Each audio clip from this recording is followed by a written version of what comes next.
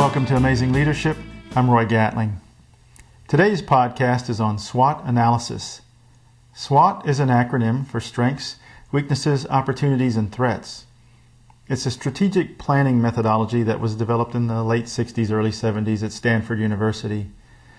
And it's fairly simple, really nothing magical about it. It helps you to organize your thoughts around those four categories. So let's see how we go about doing a SWOT analysis. Now, the first thing you need to do is determine what's the objective. What are you attempting to solve for? This could be an analysis of your company versus a competitor, or one of your products versus a competitor's product. It could be looking at your team or individuals even, and it could be even around processes. So once you've determined that, I recommend you get a group together, one that's fairly diverse in its knowledge around whatever it is you're trying to solve for. Get in a room and get your computer or the whiteboard or a piece of paper and create these quadrants. Again, strengths, weaknesses, opportunities, and threats. Here's an example that I put together, and just take a minute here, but during the recent U.S. presidential campaign, I was thinking about how each campaign might use SWOT analysis to assess each other.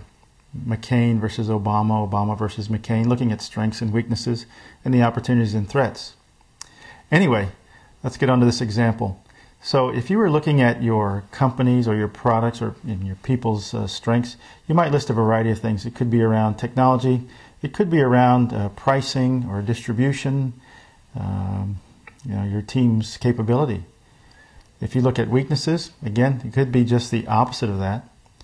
And as you go through this, you begin to see that some of these are related. You've got internal and external factors.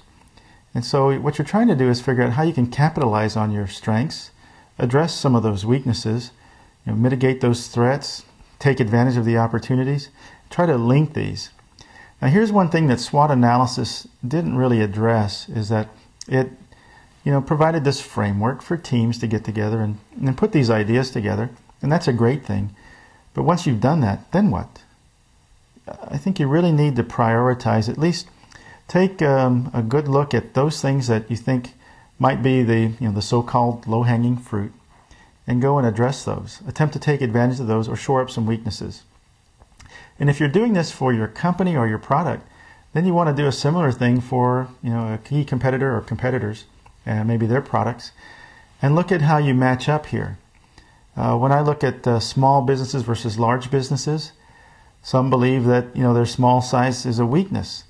Well, I would rather be a little smaller and faster than bigger and slower any day. But that's me.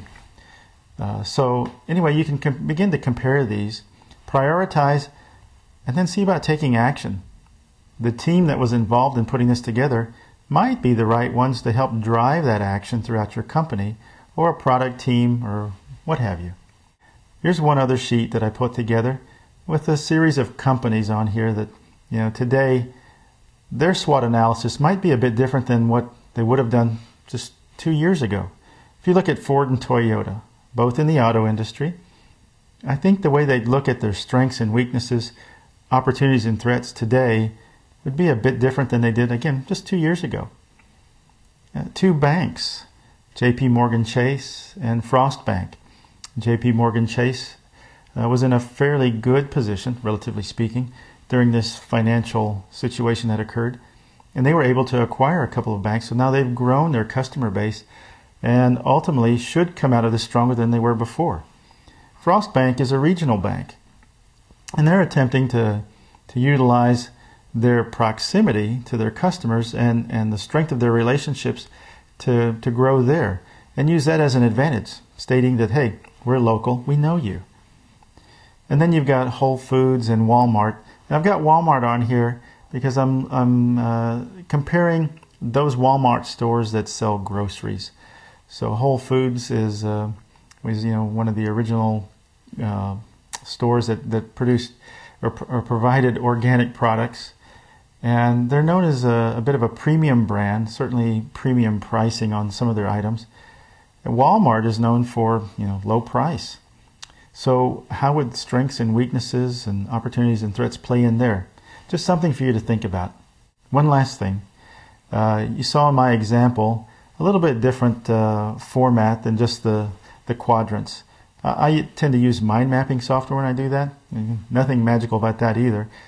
But if you'd like to try that, I suggest going to mindmeister.com. I don't have any affiliation with them other than I use their product. And you can create, I think, 2 or 3 mind maps for free just by signing up. So if you want to, go give that a try. So go out, give SWOT analysis a try. If you haven't used it before, it can be a handy tool, a handy methodology. Again, nothing magical about it, but the key is to go and get the right thoughts down and then prioritize and ultimately then take some action. Thanks for listening. Well, by now many of you have heard that I'm on a quest to reach 1 million new and aspiring leaders around the world by September 2010. And that's absolutely true. What else is true is that I can't do it alone. And honestly, I'm having too much fun doing it with you. So why would I want to do it any other way? So if you would, pass along some of the information you found here. Let your coworkers, your friends, your family know about what we're doing at amazingleadership.com. Have them join the site, read the blogs, get involved in the forums, but participate. That's really key. Really getting this two-way dialogue going is what makes all of this work. Thanks so much.